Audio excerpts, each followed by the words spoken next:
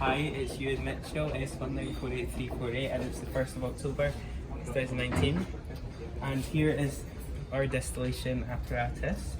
So down here we have a heating mantle, which contains a round bottom flask connected to a still head, which is then got a thermometer in it. The thermometer is at the level of the junction between the round bottom flask and the condenser. This is so that the temperature of the gases is measured accurately. And then we've got a condenser with the in tap connected to the bottom furthest away from the heated mantle, and then the out tap for the out tube for the water connected to a sink. You want to turn the tap on so that the water is a light trickle, not a full powered thing. I don't know what the word would be. And that's connected to a receiver adapter, which will deposit the condensed gases into the speaker here.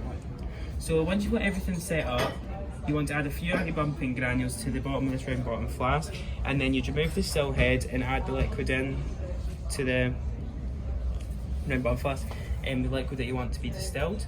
You'd then turn the condenser on to light trickle, turn the heating mantle on to full, and that will start boiling the gas and the liquid in there, in the round bottom flask.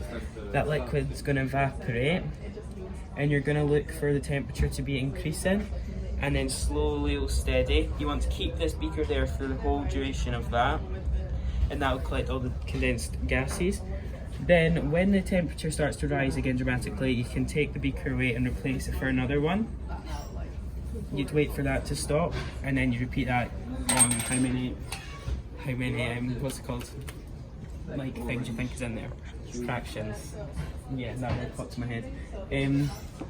So once you're finished with everything, you're going to turn the heat mantle off, wait for everything to cool, then turn the water off.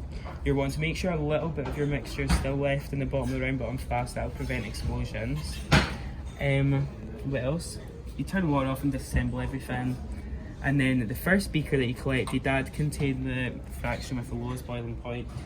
And then the second beaker you used to collect, that contained the liquid with the, what's it called, the highest boiling point. So yeah, that's it. Wow.